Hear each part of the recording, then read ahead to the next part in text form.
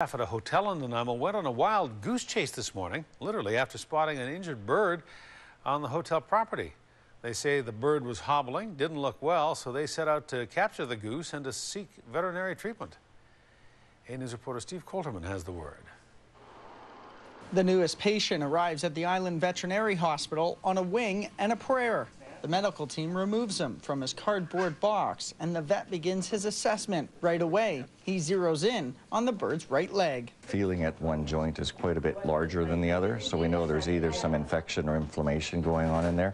There could be a fracture. If it's a fracture in the joint, it's often not good.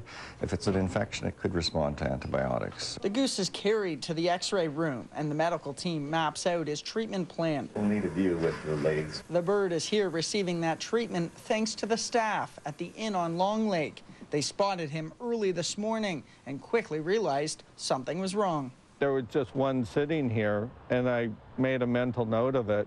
And then about maybe half an hour later, we came out and we noticed that he had stood up. A dog that was staying in one of our rooms came out, and that frightened him, so he stood up, and we noticed then that he wasn't able to use his one foot. And so began the staff's wild goose chase. They stepped out onto the lawn, trying to get close to the goose without scaring him. But despite his bum leg, the goose managed to outwit them, escaping across the lawn towards the hotel's rooms, finally ending up on the breakfast patio. That's where the staff caught up. As soon as we put our hands on him and grabbed his wings down, he was very docile after that. The x-rays are complete, the results are in, and it's good news. The joint is very swollen. Looking closely, though, there doesn't appear to be any fracture. Most likely what we've got is some infection going on in there. No fractures mean no surgery for the time being. See if we can find some muscle in there. The doctor injects antibiotics, and the goose is taken into a cage for rest and relaxation. He will stay on antibiotics for the next 10 to 14 days. The doctor says if the goose doesn't respond to the medication, surgery may be required.